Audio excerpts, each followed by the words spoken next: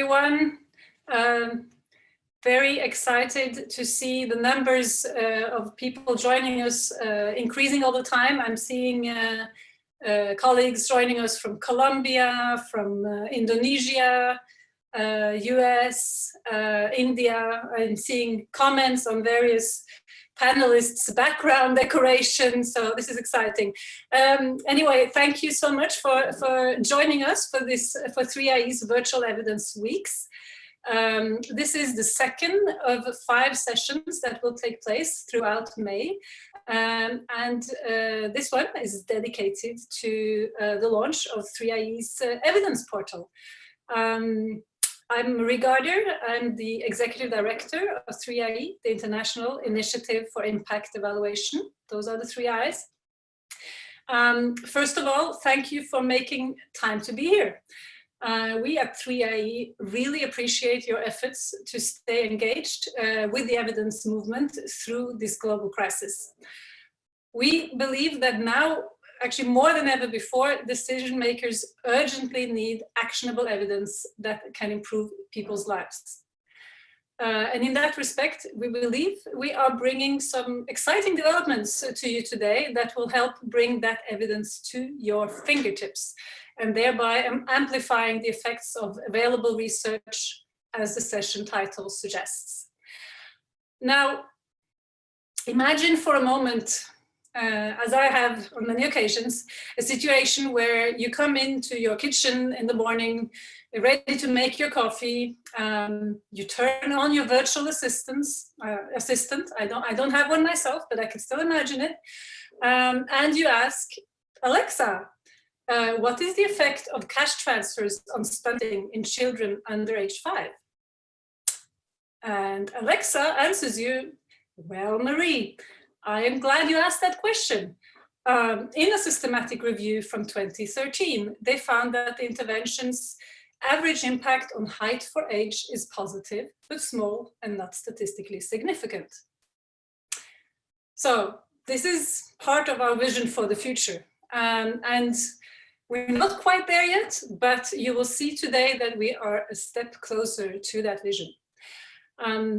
When 3IE first developed a database for all existing impact evaluations in the development field back in 2009, there were less than 300 studies to be found. So fast forward 11 years and the world looks quite different. 3IE's development evidence portal is the largest portal of its kind for international development evidence, and is providing a gold mine of easily accessible and freely available evidence from rigorous studies and synthesis of studies on what works to researchers, to decision makers, and to practitioners. And so this webinar will include an overview and demonstration of the portal's key features and functionalities, and at the end with an opportunity for you, the audience, to provide inputs and feedback. And we are constantly developing this portal further, and so this is also partly our possibility of getting further inputs from you, current or hopefully, if not future users. Before we start our session, I want to go over a few housekeeping rules. This event is being recorded and streamed live on YouTube. The recording will be made available soon after the session is over. If you are joining us from Zoom, please put your questions in the Q&A box. For all other comments or tech issues, you can use the chat box. We will not be taking questions in the chat box. And then if you're joining from YouTube, post your questions in the comments box. Also, let me see how the numbers are trending. We're over 160 people. So please keep your questions short and to the point. Might be grouping questions where possible, and also we do not expect to be able to address all of them, unfortunately, but we will try to address the trending questions. We apologize in advance and are happy to find the best way to engage with you after the event if we haven't been able to address your question during the event. Now, if the event is disrupted due to any reason, such as a major technical fault or hacking or trolling, no offense to trolls, by the way, they're Norwegian creatures, so I'll tell you more about those some other time. But we will be forced to shut down the event immediately, and of course we'll communicate the next steps to you via email. The session will run for no more than 90 minutes with presentations from the panel, followed by a Q&A with all of you.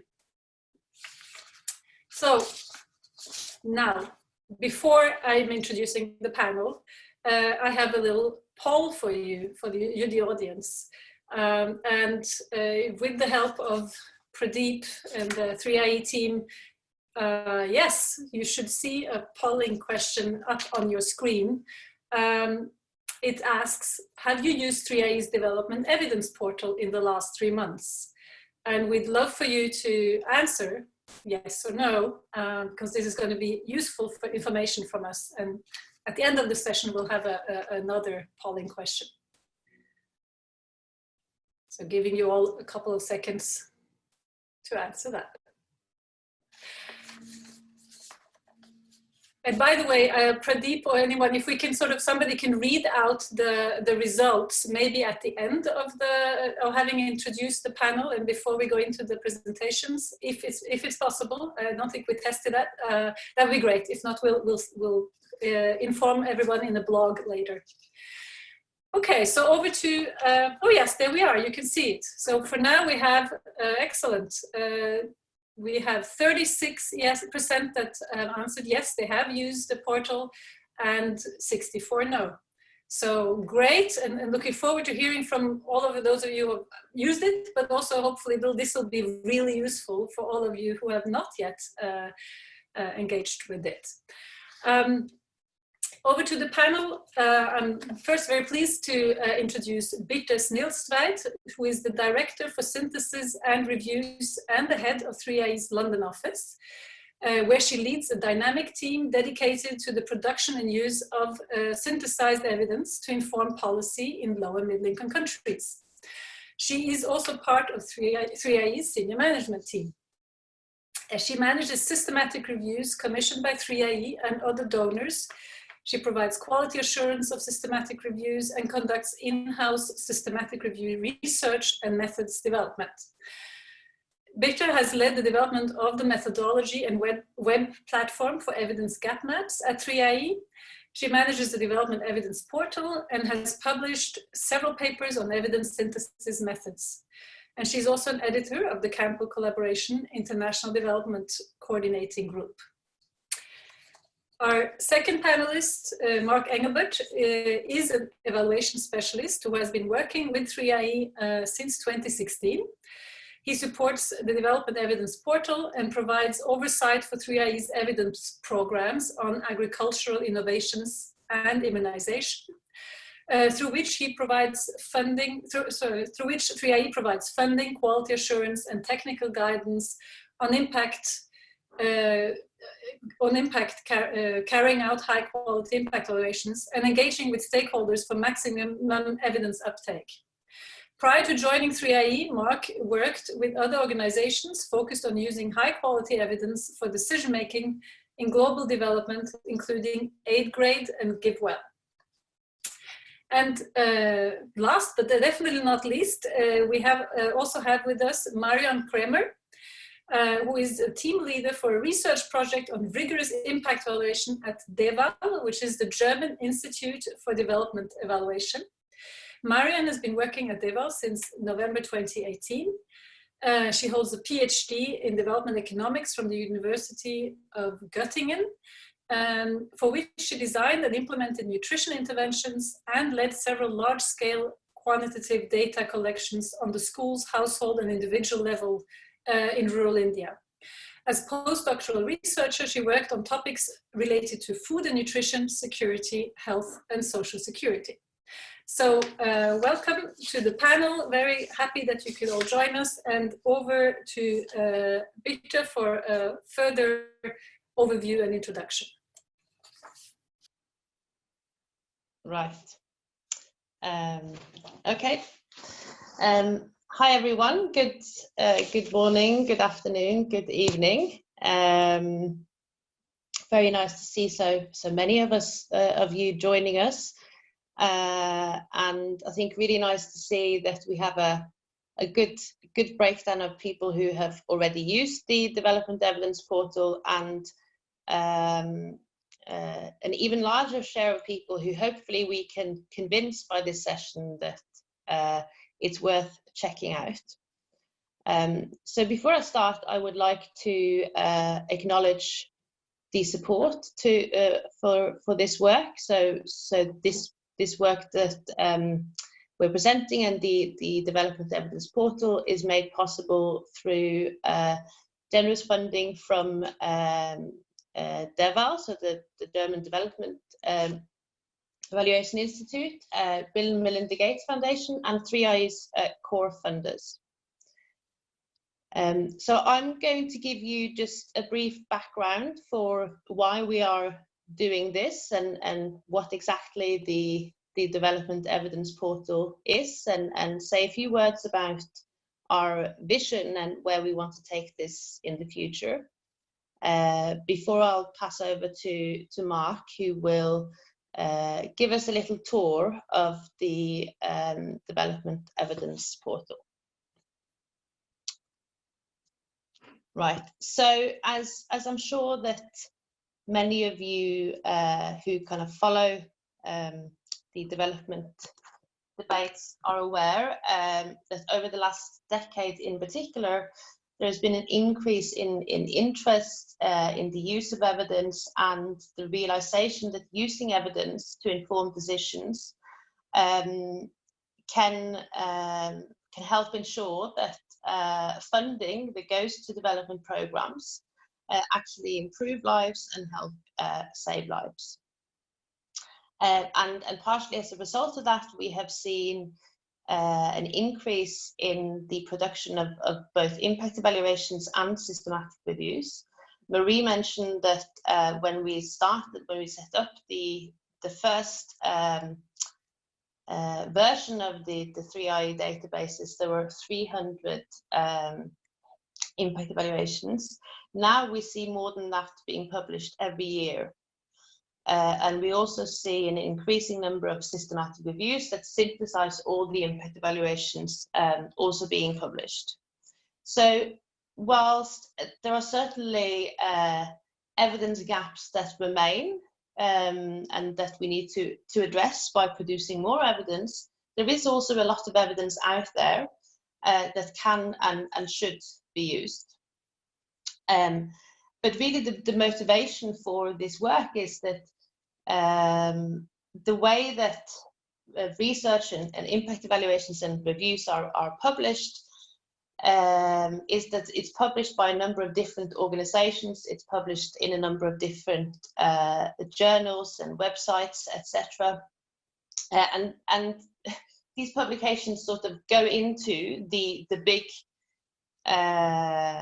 pool of all the information that is available online, and all this information can be overwhelming, and it can be difficult in particular for decision makers to identify high quality evidence and relevant evidence. In addition, so there is the issue of the availability of evidence and sort of being overwhelmed. And then there is also the issue of kind of also the format of reports and the accessibility of reports. And so this is an example from a study done by the World Bank a few years back, which I think really highlights this issue, that just because we have evidence available doesn't mean that it's being used. So in this study, the World Bank looked at the uptake and use of policy research reports that they had published, looking at some fairly kind of basic indicators of what we would consider indicators of uptake and use. And they found, for example, that a third of reports had never been downloaded, and only 13% of reports had been downloaded more than 250 times, and 87% of the reports had never been cited. So this sort of highlights the problem that there is a lot of evidence out there. It can be challenging to find it, and there is certainly evidence to suggest that a lot of evidence is available, but it's not being used.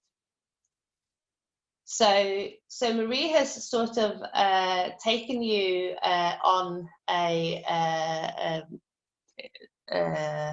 thought experiment of imagining a future where you have an Alexa in your kitchen that can help answer your questions. To be a bit more specific about, particularly, imagining if there was a place where you could get all the existing evidence on the effects of social, economic, and health interventions in low and middle income countries, where all the most recent evidence was captured, so it was updated, where you could trust the evidence and the content because you knew that it was pre-screened and you knew the criteria that it had been pre-screened by, and that the research was easy to find because it's been well curated, using labels and language that you understand, and that the research findings were clearly presented. And finally, imagine if you're a researcher and who is conducting systematic reviews, that you could go to one platform and significantly reduce the literature you have to screen through and to download data to use for your review. How would that change how we do research and how research is used to inform decisions? Well, so this is, as Marie also mentioned, this is part our dream, and part of it is also reality. So what you will see when you go to our website is the 3i Development Evidence Portal. This is we launched it it was made available on our website a couple of months ago.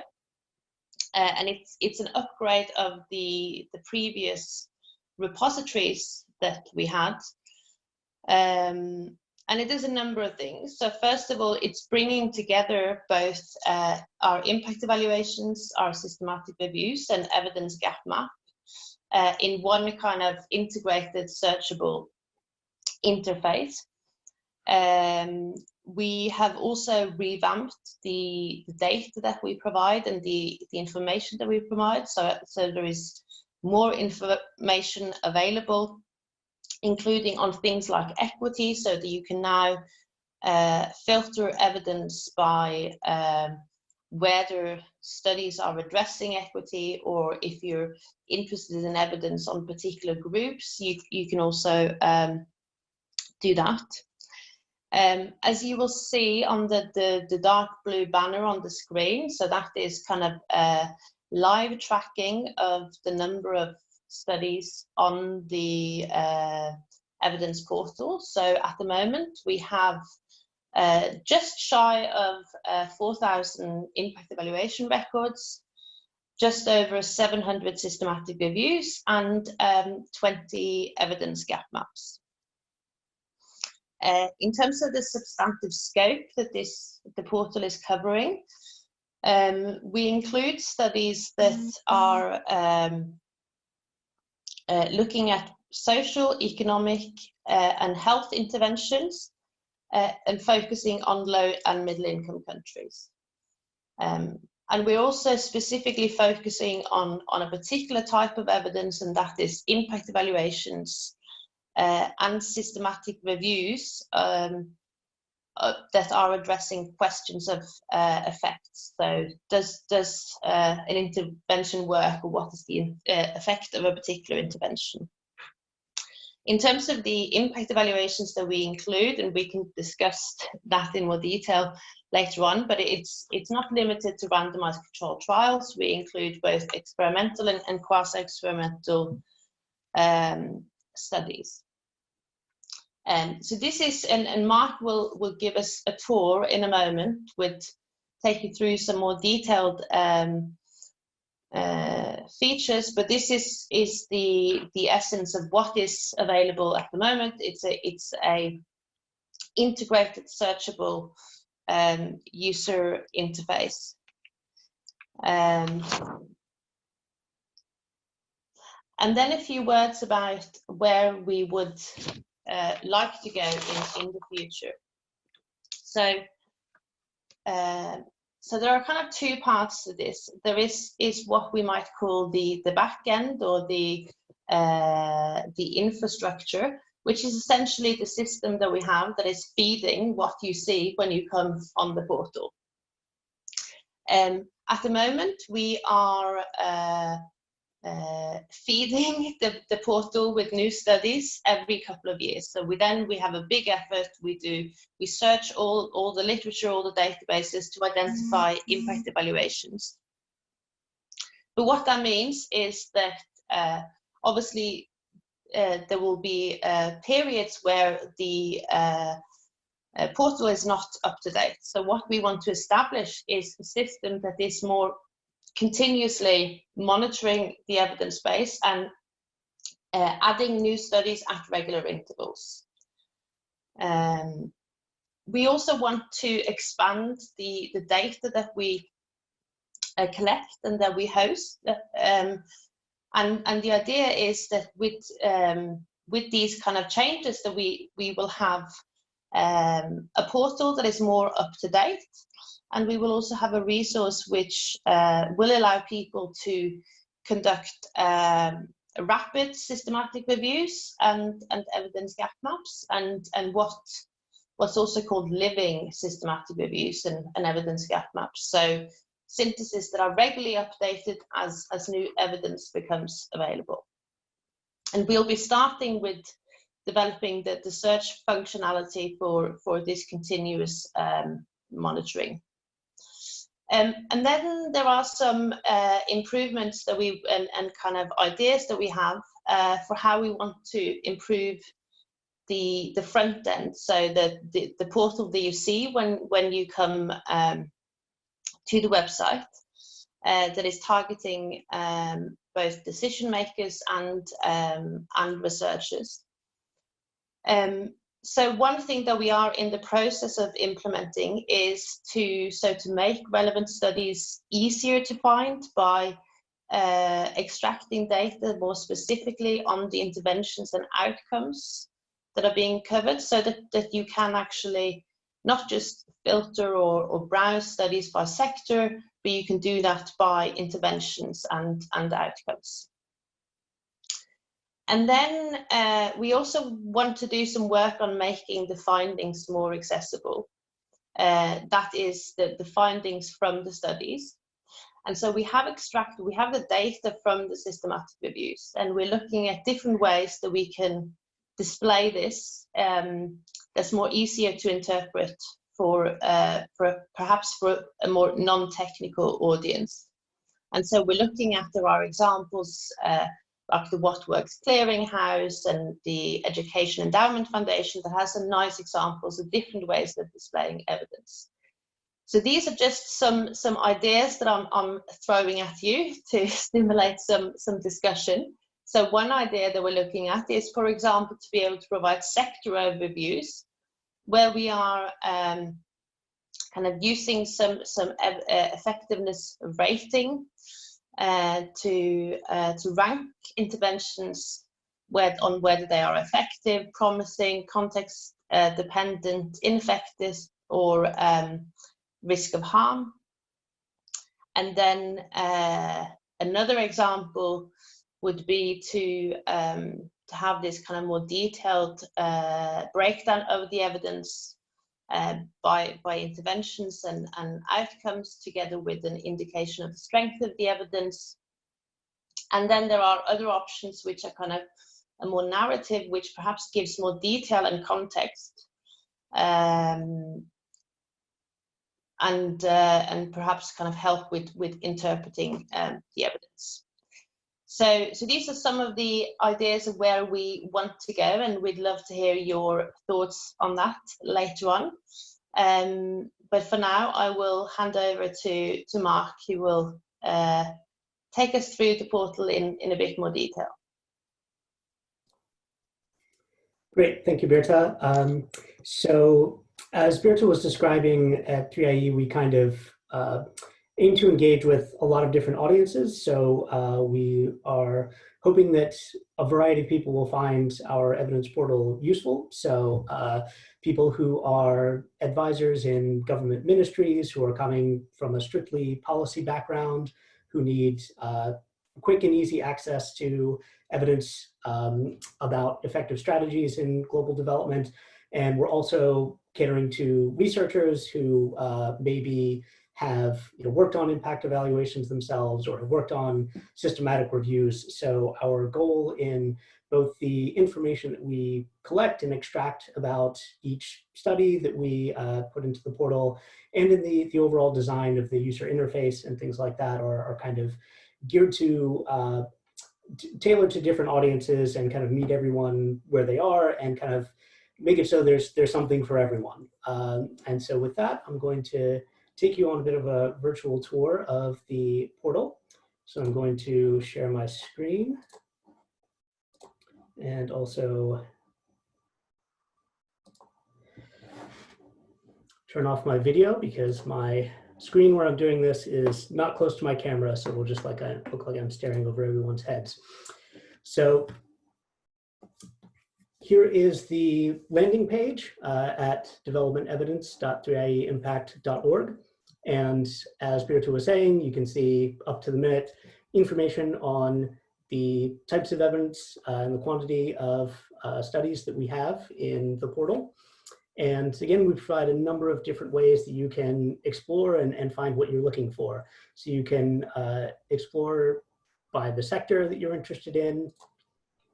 We have all of those listed out here, and you can click on any one of them to be taken just to studies that are focusing on those sectors. And then you can also do just a basic search here, and then I'll show you the advanced search in a little bit. But what I think I saw something in the chat, or one of the questions that was asking about, what about evidence related to COVID-19, something that's on everyone's mind. And at the moment, the kinds of impact evaluations that we tend to include in the portal are not necessarily going to have made it through publication and that are directly on the COVID-19 crisis and how to respond to it. But we do think that there's a lot of information in here that is useful to policymakers who are grappling with how to respond to the COVID-19 crisis in their countries, in their areas. And so kind of wanted to walk through an example of, if you're in that situation, what are the kinds of issues that you might be facing, and where could the kinds of evidence that we have in the portal be useful to you? So in talking with some of our stakeholders, we know that this question has come up about, well, given the disruptions to economic activity that are happening as a result of COVID-19, what should governments be doing to support the most vulnerable populations? Should we be providing cash? Should we be providing food? Is there evidence that speaks to this? And so this is the kind of thing you could go to the portal and just simply type in cash or food emergencies. And here's our results page. You can see we've retrieved over 1,000 records on that search. And we have things organized, color-coded.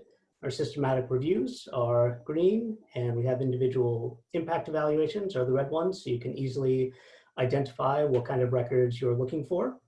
And just to highlight a few things about the information that you can get just from this page, for each of the systematic reviews in the portal, we have conducted a critical appraisal of the methods used in that review and given it a confidence rating, either low, medium, or high, based on how confident we think we can be in the results and in the findings of that systematic review based on the methods they use. So you can see that this first one that we've retrieved on cash-based approaches in humanitarian emergencies is got 3 stars. So that's a high confidence review. So we think this is a well-conducted review that's going to give you evidence that you can trust. And for each of these records, if you want to see a little bit more information about them, you can pop out to see a summary or an abstract to the paper to get a little bit more information about what's contained in there. This will also show you the keywords and also how the study is engaging with questions around equity, gender, that kind of thing, all of that just from this page. And you can also click on one of these to get more details on any particular record, which I'll show you what that looks like in a second. But I also just wanted to draw everyone's attention to the filtering options that we have over here on the left. And we've again, kind of designed this thinking about, well, obviously people are going to have time to wade through, 1,000 different records here that they retrieve through their search. So we want people to be able to zoom in and focus on exactly what kinds of things they're looking for.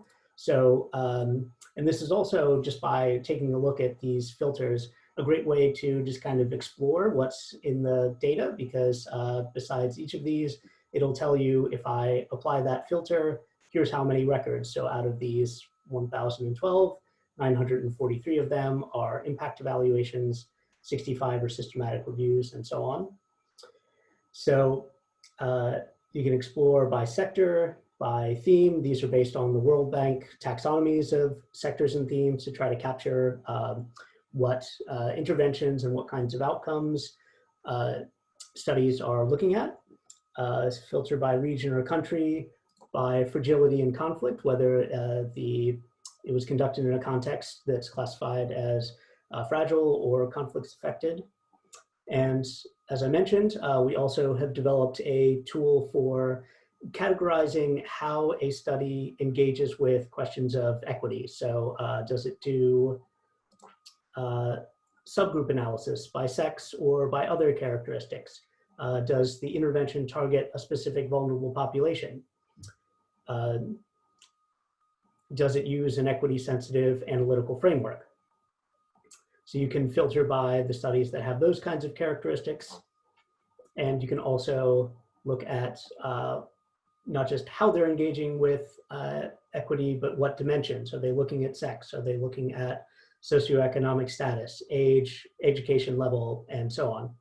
So going back to our example of someone who wants to know about this question of what should we be doing, cash or food, in the current situation? And let's say that this person is a advisor to a government ministry in sub-Saharan Africa, so they just want to see studies that focus on that region. And so we can apply that filter, narrow the results down to a little under 400. And we can see we've still got this one, so we know that not only is this the top most relevant result, but even after filtering, it still applies. And so it does contain information about the sub-Saharan Africa region. And again, I can kind of go through, open up each one of these and see, okay, is this kind of what I'm looking for? And then if it is, you can click through to the individual record. And you can always just clear the filters, get back to everything. And then let's suppose I'm interested in, the gender dynamics of this. When it comes to providing cash or food, are there going to be differential gender effects based on what I choose? So I can filter by just the studies that consider sex in their analysis. And you can see we're going to have some useful information. This is worldwide because we cleared the region filter. And so a study from Bangladesh on just directly comparing food and cash transfers.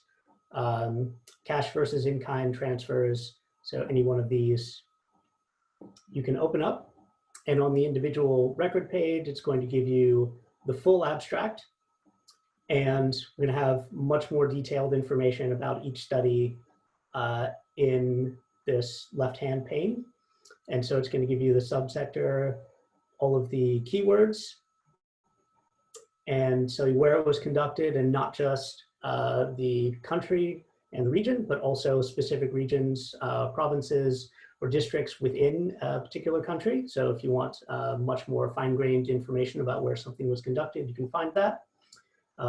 Information about how the study was conducted, whether they used mixed methods or not, and also information about particular project or who implemented this, who funded the research, in order to, maybe you're looking for specific information, and all of this is searchable. So if you're looking for information specifically on this program, you could search for that, and this and any other results would come up.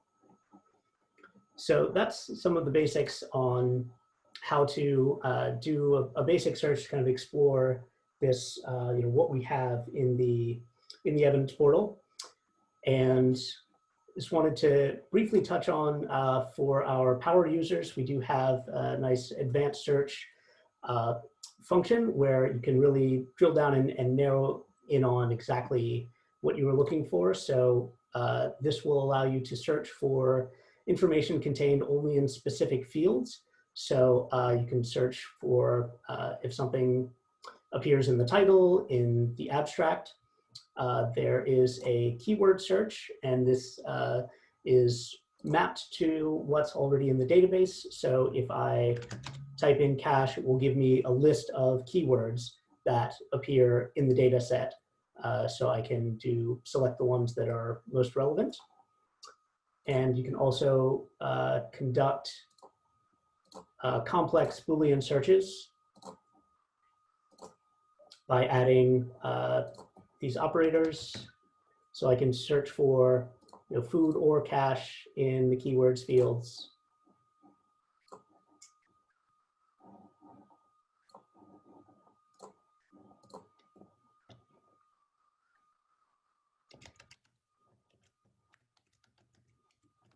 You can also type queries directly into the search box to get things that meet your criteria. If you're familiar with, once you get familiar with the syntax, we have help pane that explains how to use it and the different advanced features. And so hopefully that gives everyone a good sense of how to get around. And we do encourage people to explore this. One last thing, you can sign up, create an account, and that will allow you to save your searches. And now I can pull up a list of searches that I have saved and come back to them anytime. If I leave the site, I can just log back into my account, pull up that one again, and rerun it at any time. And I can also turn on an alert so that anytime something new is added to the portal that matches my search criteria, I'll get an email notification. So it's a great way to stay on top of the research that's coming out as we add it into the portal. So again, encourage everyone to check it out. Now,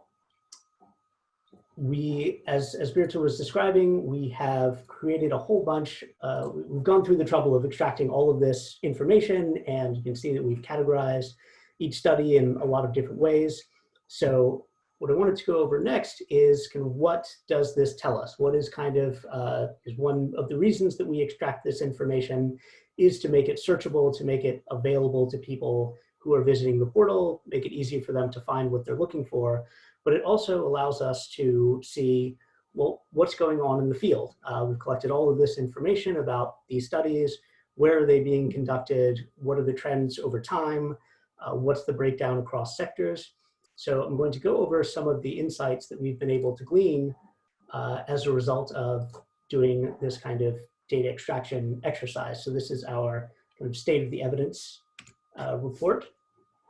And so just first taking a look at how impact evaluations and systematic reviews have grown over time. And the first thing we'll note is that the last time we did a full update of the studies in the repository with a full literature search was in 2017. So there's a significant drop off at the end. That's not because the research has dropped off. It's just that we are due for an update. And as Birte was saying, we're going to be exploring ways to make the addition of evidence to the portal much more continuous, so that we don't have these periods where there's a lot of research coming out, but it's not being added to the portal right away. So just wanted to flag that it's not that the research is dropping off, but we're working to bring this up to date with where the field is now. And we can see that just there's been this really kind of exponential growth in the publication of impact evaluations, especially over time, and just getting more and more each year, up to the point where over 500 were published and added to our repository in 2016. So good to see that there's such strong growth in the field over time. However, despite the fact that the amount of evidence is rapidly growing, as we're going to see kind of throughout this, there's uneven distribution of that across regions, across sectors. But starting with the geographical distribution, we can see that the evidence is heavily concentrated in a handful of countries, and it's really great to see countries like India and Mexico and Brazil and Kenya have developed really strong cultures of evidence where there's a lot of impact evaluation activity happening. But what we want to see, of course, is all of the countries to be this kind of dark blue color, indicating that they've got a really strong evidence base to work with that is specific to those contexts. So this is something that people working in this field are already familiar with this issue, but it's just a very stark picture of we've got to get a broader range of evidence from a much broader range of contexts.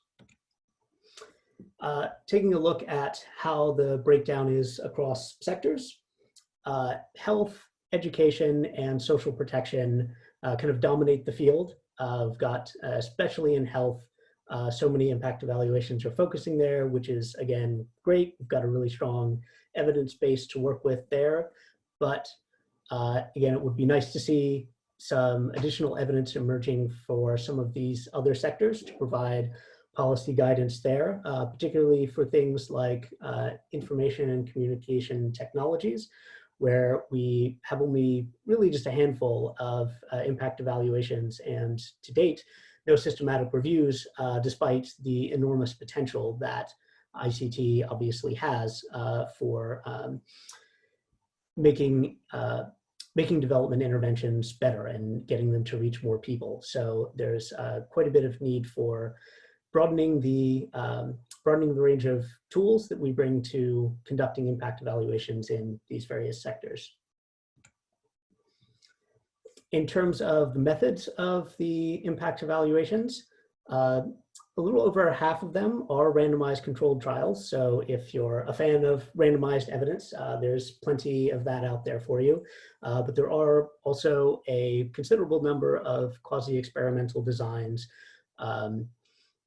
broken down. Difference in difference and statistical matching are the most common ones. And so not any really huge gaps. Some of these regression discontinuity are not too common, but depending on which kinds of study methodologies you trust most, you can explore that in the portal and find the ones that you trust the most. And one pretty major gap that we see again and again when we apply this gender coding tool, gender and equity coding tool to the studies to determine how they've engaged with questions around gender and equity, is that this is a major gap in the field. And so just over half of systematic reviews and nearly half of impact evaluations do not address gender or inequality at all. So that's obviously a major oversight that the field needs to work on.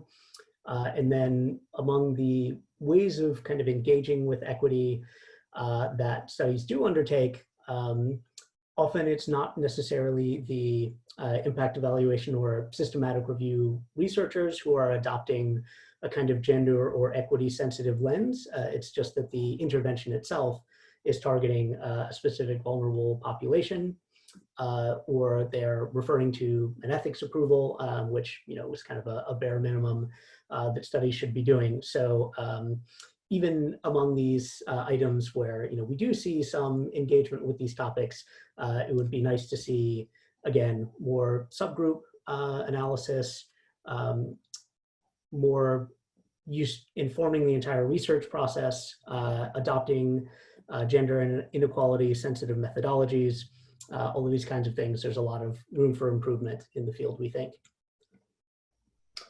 And one of the other things that the rich data set that we have about these studies allows us to do is to make some comparisons of where the impact evaluation and systematic review research is and where is the money going.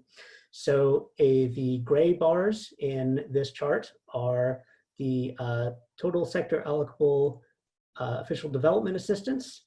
That is the, what aid agencies are spending their money on when they dedicate it to these different sectors.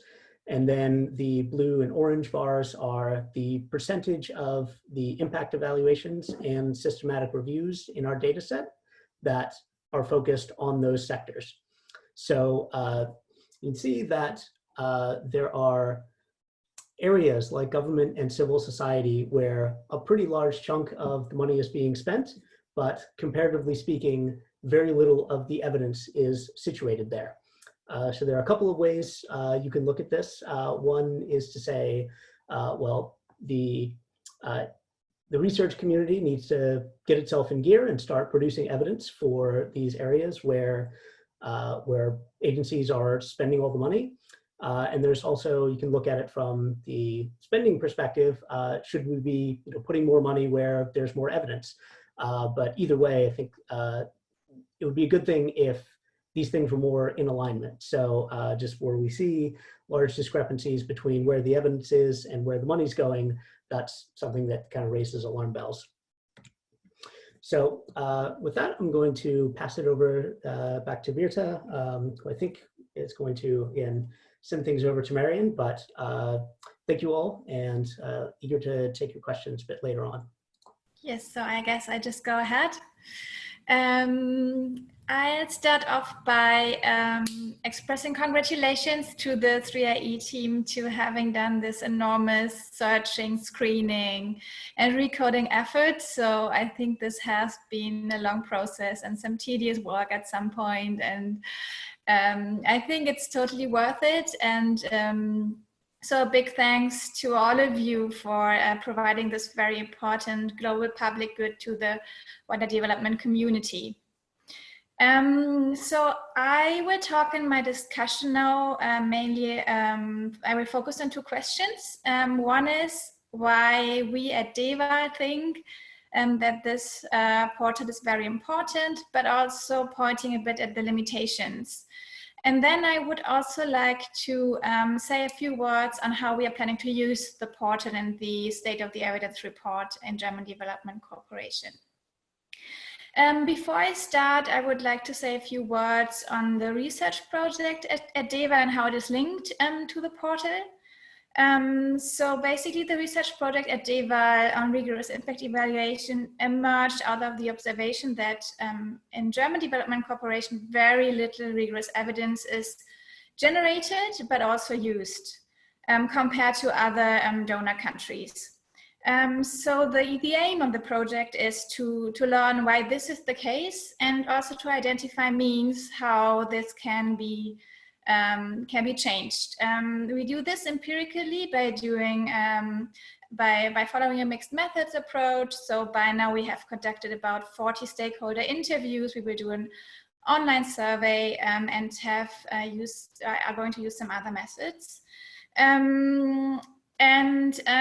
Obviously, particularly the usage side. So how can you make German development professionals use more evidence, here the evidence portal is crucial. And this was basically our motivation to kind of support the evidence portal together with BMZ. So why do we think the portal is very important, and how will we use it in German Development Cooperation? So this is mainly 2 points. So the first is to improve development effectiveness, it is important that policymakers and program implementers get easy and fast access to results of impact evaluations. And interestingly, in our stakeholder interviews, we learned that for a country like Germany that does not have much experience with rigorous impact evaluation, the usage side is a much easier entry point to get to more evidence-informed policy making compared to doing impact evaluation by yourself. Because this is just related to resources and costs. So as Birte and Mark nicely pointed out, so this is a global public good. It's just accessible to everyone right now. Whereas doing your own rigorous impact evaluation will require a lot of knowledge and a lot of resources. So creating a culture of evidence, it might be useful to start off by using what is just out there. So I see a very large potential for German Development Cooperation in just making use the global evidence base, and obviously the repository is very important in this regard. Obviously now coming a bit to the limitations, it's not it's not zero costs if you want to use the existing evidence, because you need to learn how the portal really functions. You need to attend a webinar like this one, for instance. You need to know a bit about rigorous impact evaluation, maybe. And this requires some technical skills, and it still requires some time. Within our research project, we luckily learned that though people like development professionals have very, very little time, they're at the same time very much willing to use evidence. It's just more the time limitation that they are facing. And in this sense, I think the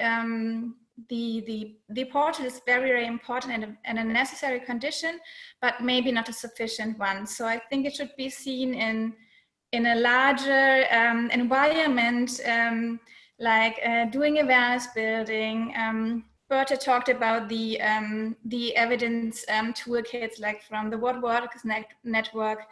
And then maybe, as you said, Marie, we will find an Alexa at one point in time in our kitchen. So, so there are a lot of other means that need to be seen combined with the evidence portal to really reach at a point of evidence-informed decision making.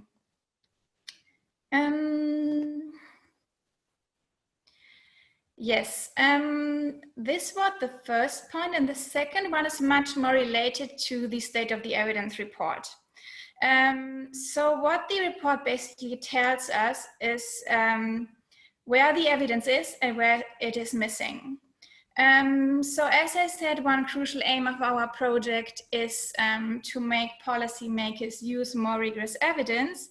So what we experience is that sometimes we try to build awareness that people should look into the repository, use the evidence that is there, then people start looking at it, and then they find out there's no evidence available in the field they work in. So this is pretty frustrating.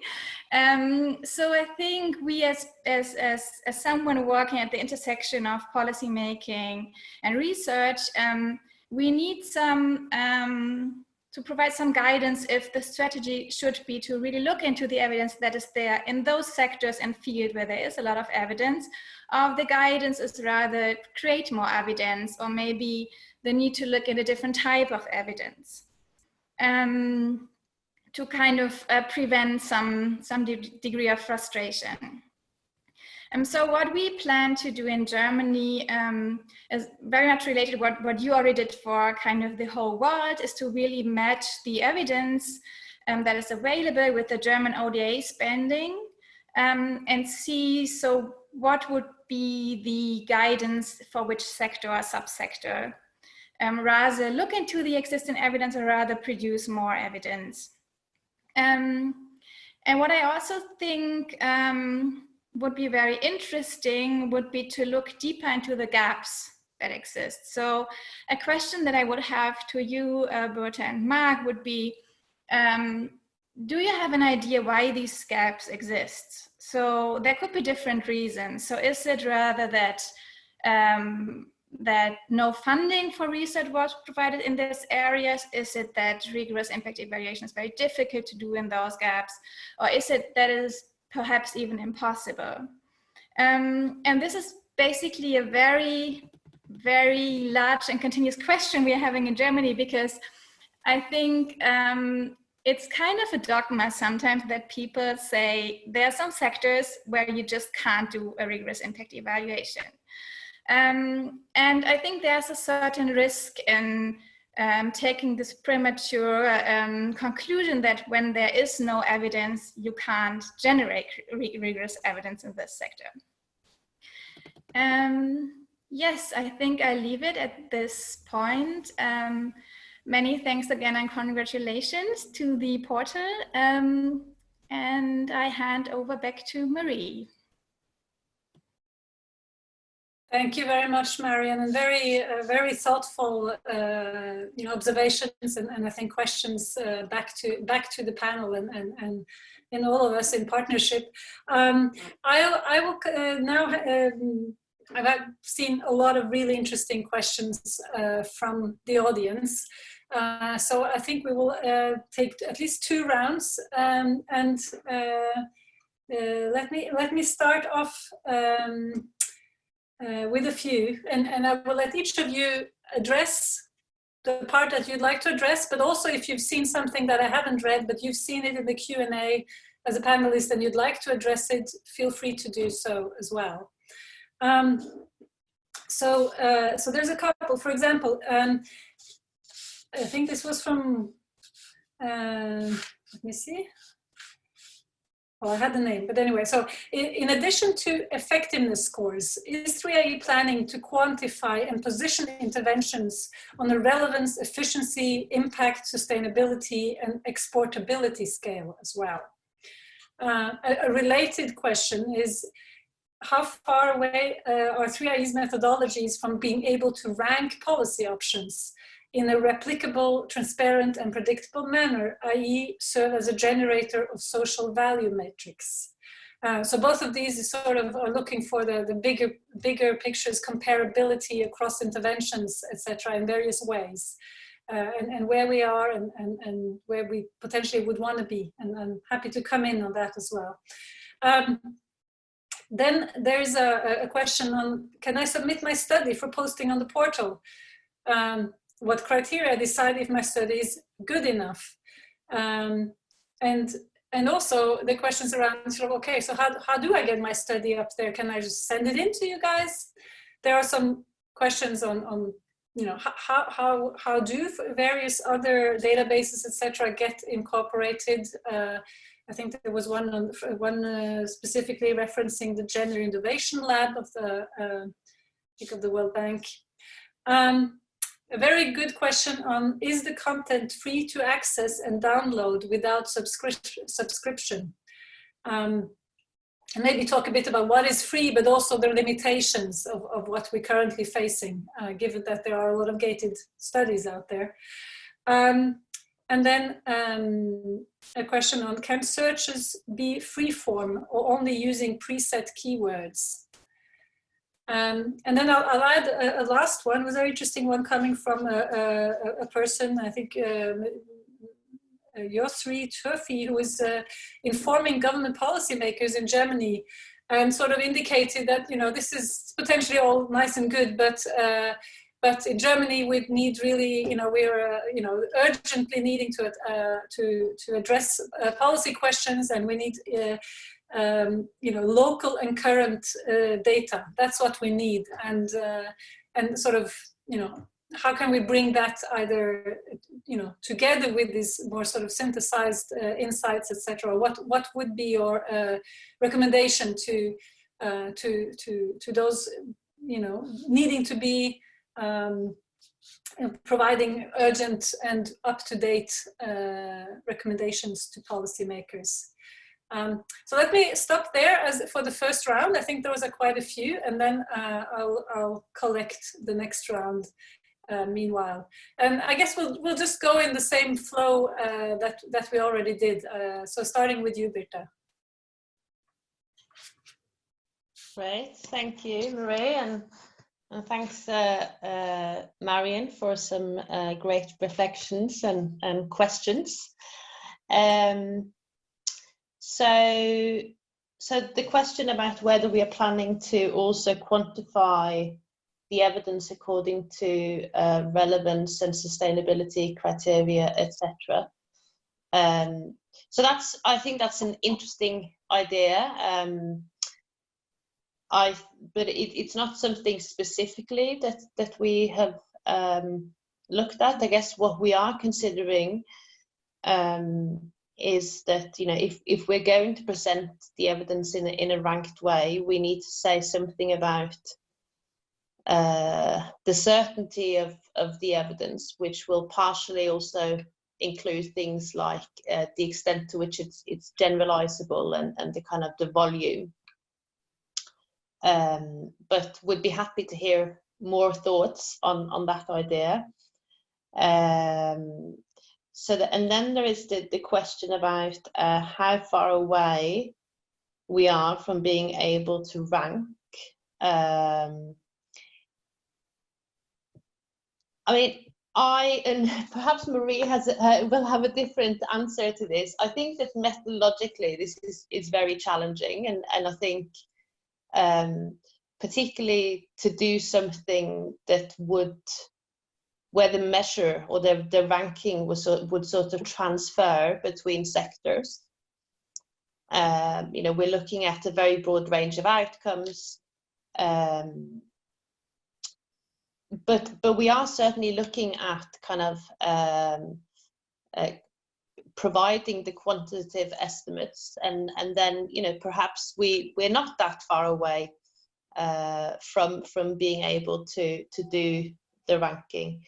I guess what we are trying to balance when doing this work and sort of making the findings more accessible is to not oversimplify it. And I think that it's sort of it's a fine line, I think, doing that. All the content is free. It's a global public good, thanks to our funders. One challenge, though, of course, is that for us it's a challenge to keep financing it and keep updating it. So we're working on different strategies for doing that.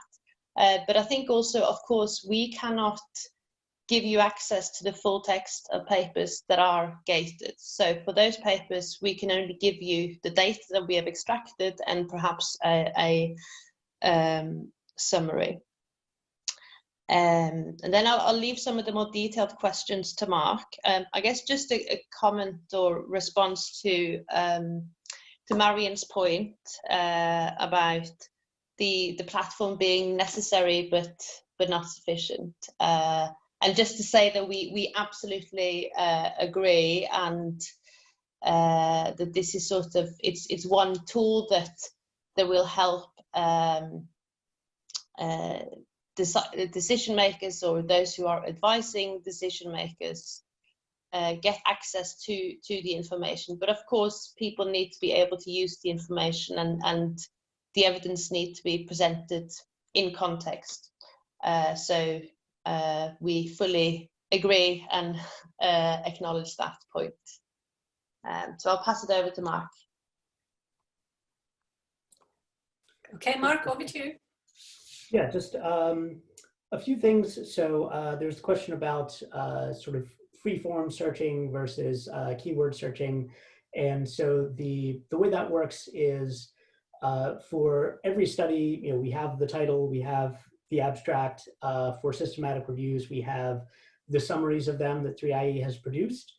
And then there's all of that information about the keywords, the locations, even within countries, specific locations, who funded the program, who funded the research. All of that information is tied to a particular record. And when you conduct a general search, just in the main search bar, it's searching through all of that information. So it's not necessarily restricted to the specific keywords, but it's only restricted to the information we've collected about each study. So that doesn't necessarily include the full text, but it does include all of that other information that we've been able to capture about each record. As far as kind of how things get into the portal and the mechanisms for that, so we do pretty comprehensive searching, and I think that includes things like the World Bank e-library and other sources of what we call gray literature, in addition to academic databases. So we try to make it as comprehensive as possible and not just restrict it to things that are published through the formal journal system, because there's a lot of research that goes on outside of that. That said, we're always looking to expand our reach and capture sources that we don't know about.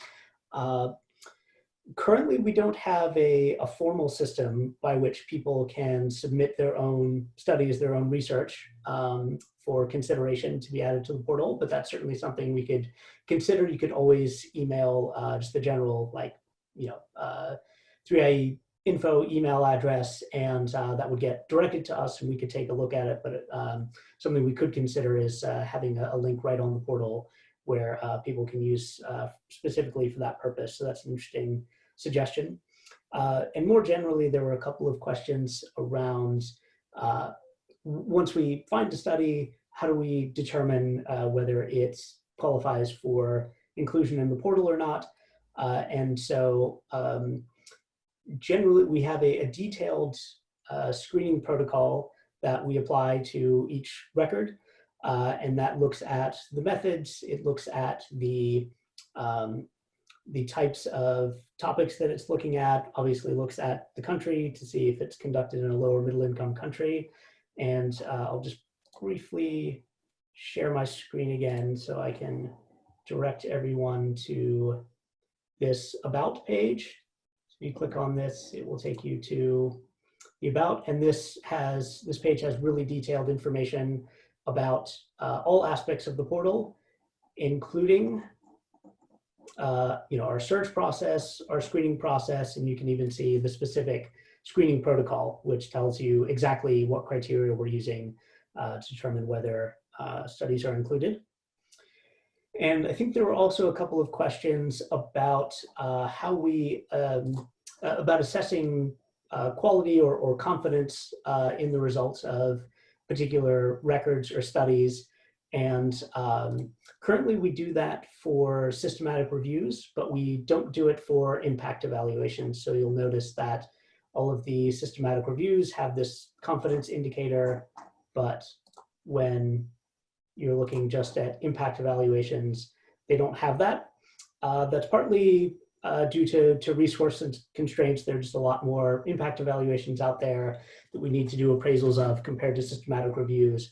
And also I would say there are very well-established criteria and recognized methods for what makes for a really good systematic review that are relatively easy to apply to the number of systematic reviews that we see, whereas there are certainly a lot of attempts to develop kind of systematic criteria for assessing the quality or the risk of bias of impact evaluations, but that's a lot less standardized at this point than there are for systematic reviews. So it's something that we may explore in the future, but currently we aren't comfortable giving that kind of confidence rating to each of the impact evaluations on the portal. And I believe that was all the questions kind of that were in my area. So I'll pass back to Marie, see if she wants to send things along. Let's go over to Marion. Anything you would like to address? There were a couple. I think there will be of interest to hear your view on them. Yes, so there was this question on we need like very urgent knowledge on what to do with the current crisis, right? Yeah. Yeah. So I mean, the beauty of the portal is that it's all. I mean, it's not like COVID-19 specific evidence that you can find there because it's just in the process of being produced, but there is evidence that might be related to the current crisis.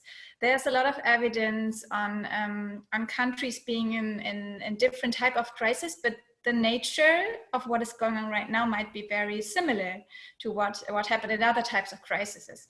So the beauty now is that you can search for those countries that have experiences with crisis. And I mean, then you have to do kind of the transfer to the current situation still, but I'm very convinced that this can be done. And the more up-to-date the portal is, and that's kind of the vision that is continuously being updated, the more like up-to-date evidence is available there. And so maybe just to describe a process we are now following in Germany. So there's a response from BMZ, so what they are planning to do in terms of COVID-19, and they have identified 7 larger areas. And out of these 7 areas, 4 areas, we know that there's a lot of rigorous evidence available. So what we did is we just checked the 3RE repository as well as the CAMPL repository to see which systematic reviews in this field exists. And we got a very long list. So I don't know how many, possibly 50 systematic reviews were identified that might be of relevance in the current crisis. What we are doing now is kind of contacting experts in this field, asking them to take into account the evidence from those systematic reviews as well as their expert knowledge, and kind of write like briefing papers for the German Development Corporation, how the response could precisely look like in those fields, kind of taking into account the knowledge that we already have and that can be found in the repository. Great. Let me go then for another round. There's so many more questions, and one of them actually also from me to you as well, Marion, is because I was, it's very interesting what you said. Obviously, this is necessary but not sufficient, and we're all struggling with this. How we, you bring the horse to the water, and you try to dip the hand in, and all that, and yet, and it's not about unwillingness. It's about competing priorities, little time, all that.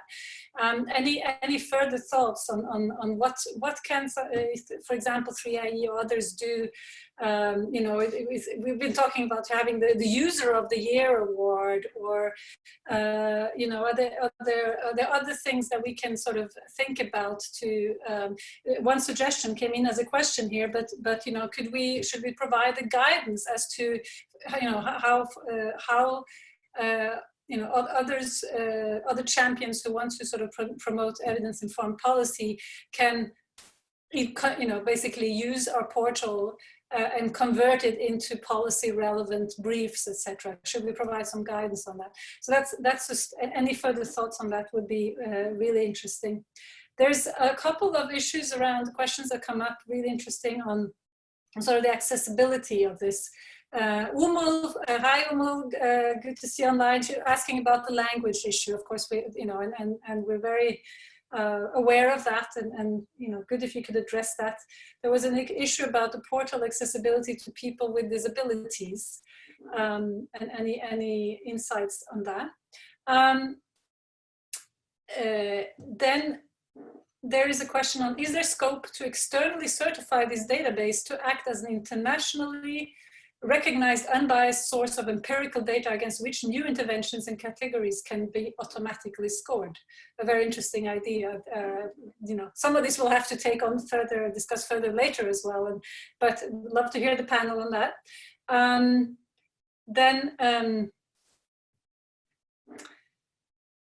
Let me see, there is Would it be useful to align the SR categories to the SDGs? Is it possible to filter for this?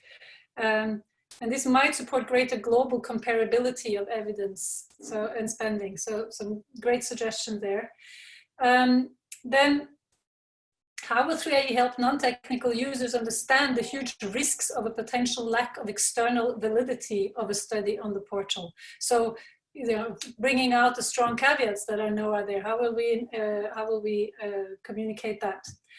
There were some further questions on confidence, etc. And as Mark was saying, it's basically systematic reviews have the confidence rating, whereas impact evaluations do not. However, it's important to note that impact evaluations have to there's some minimum criteria, and without those, studies wouldn't qualify as impact evaluations. So it's not a free for all. It has to fulfill the minimum criteria for the very clear typologies of impact evaluations, whether it's experimental or quasi-experimental. So it has to fulfill that, but then beyond that, we're not rating confidence. And then a very interesting suggestion: why not have a field that indicates whether a study has been evaluated by 3IE, and then let the public provide the database with their studies? So a more participatory way of updating the database. And I think that's a very interesting suggestion. It has its own also challenges, but I'd love to hear the panel on that. I think I'll stop there. That's quite a lot. Okay, we'll go the other way around this time. Why don't you start, Marion?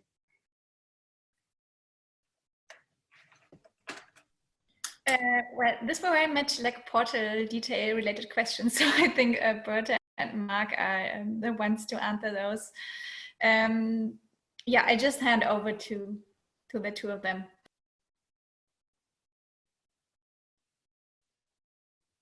Okay, but would you like to afterwards come back on the other issue of incentivizing use? Maybe you can. Yes, sure. I can start off by this. So I hope that beginning of next year we have a very clear answer to this, because that is one of the core questions of our research project. So the idea is to look into best practices of other countries and organizations, and really to bring all this together, what other people or organizations do, and then have kind of a list what is beneficial, and then see what can be applied to the German Development Corporation. And I suppose that this list of means, which might be on very different levels, might be beneficial to many, many countries and organizations. So the aim would be to really make already this list available to the public. I guess it's very, very different levels. It's a lot of training. It's hiring people with more like scientific backgrounds. It's a small incentive, really creative ideas. Yeah, it's very, very different things, I guess. But great. Let's continue the discussion, and I think that's the global effort, and everybody might need to contribute to this. Yes. Excellent. Thank you. Over to you, Birte. Great, thank you. Lots of great questions. So on the question on language, so at the moment we include studies regardless of what language it was produced in, but studies in other languages are more difficult to find. So I suspect that is a weakness of the portal at the moment, but we will work to address that in our update of the search, and also invite the audience to submit studies and or sources of studies. So any particularly databases of grey literature, so that you are aware of. I love the idea of certifying the database in some way. That potential, I think that's a good idea that perhaps we need to think about, and would welcome whoever asked that question, get in touch and we can explore that further. There was a question about linking the SDGs to the systematic reviews. So Mark can confirm, but I believe that we already have that data. And we have an evidence gap map with that data displayed for systematic reviews that are covering Africa, I believe. But Mark can confirm. I also like the idea of kind of having an element of crowdsourcing studies, and so I'm certainly inviting the audience to submit studies, but perhaps that is something that we are looking at, how we might do that to a larger extent, but with some quality criteria, of course. And then I think it's, you know, the question about how 3IE will help communicate the concerns about external validity. I think that's a difficult question, and I think part of why, for example, you know, translating findings into numbers or, you know, ranking interventions, why these things are quite difficult, because a lot of the evidence is context dependent, or at least it needs to be interpreted with reference to the context. So I think that is something that not just 3IE, but everyone who's working on promoting the use of evidence, that you know, I think it's about building evidence literacy and kind of understanding of responsible ways of using evidence. And then finally, also to mention, so there's been a couple of questions around COVID. So there is definitely evidence that you can find on the portal that is relevant for COVID. We're also going through the portal, starting with the high quality systematic reviews to identify studies that are relevant for COVID, and we will provide a sort of a COVID collection on the portal. So over to Mark. Yeah. Yeah, just very briefly, the question on SDGs, as Birte mentioned, we did, this is one of the things that we can do once we've extracted all of this information about these studies, is look at the, you know, how they map onto things like sectors and the SDGs. So we produced this evidence gap map, which, if you aren't familiar with our evidence gap maps, you should check them out. Gives you a visual display of where the evidence is for a particular area or topic. And so this is an evidence gap map of just studies from impact evaluations and systematic reviews from Africa. So it's not covering the entire world, but in this case, the interventions that we mapped these to are the World Bank's sector taxonomy, and then the outcomes are the SDGs. So you can see, at least for Africa, how these, where the evidence is in relation to the SDGs.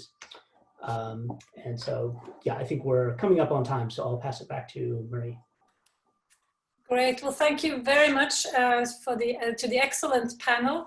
I think, as you can have seen, there's a lot of we're very excited in 3IE about this. I thought we got a lot of really useful, you know, suggestions. You know, as many suggestions as questions in the Q&A. So that we will follow up on and think about.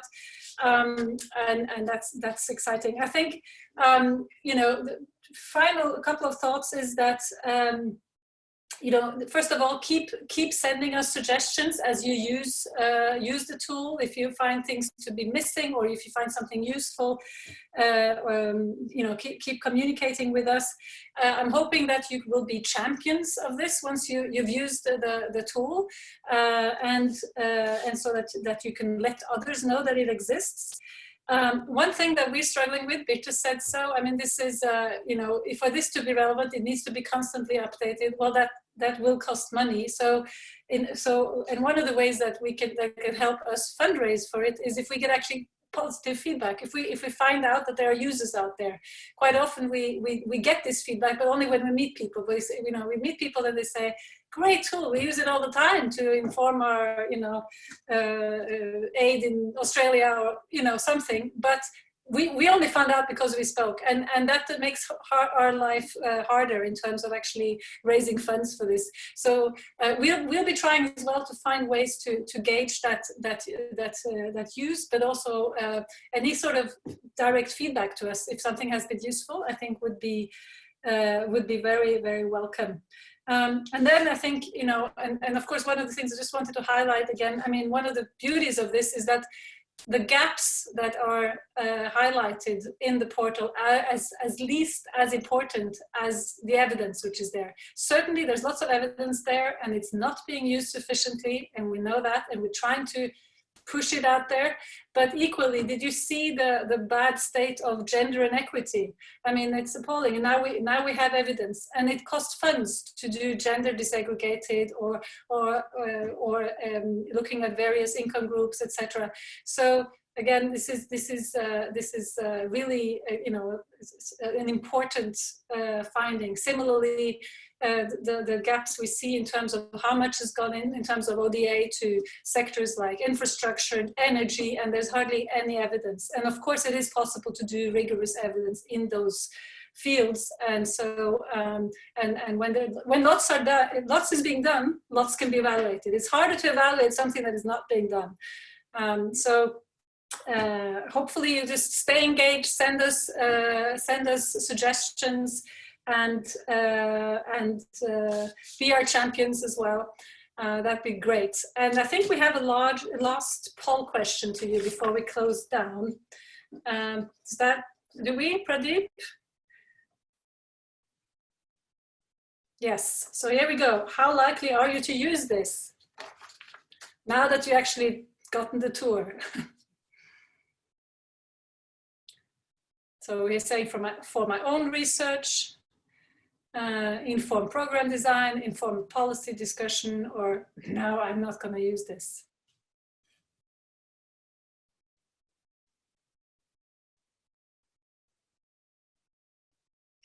We'll give it a few more seconds and then we'll see what's trending.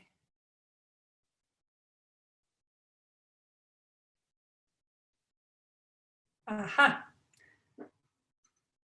Oh, great, there's nobody who dared to say they're not going to use it. We're very happy for that. Excellent. A majority will use it for their own research. That's great. I can't tell you the amount of time I've seen studies that have they just refer to 3 research papers they happen to have in their bookshelf. This is much better. Informed program design, almost as many. And then policy discussions, also a fair amount. Well, I think that's really helpful for us. Thank you very much, everyone, for having stayed with us. And thanks to the panel for excellent presentations and discussion. Thank you.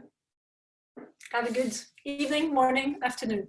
Thank you. Take care. Thanks. Bye-bye. Thank you. Bye.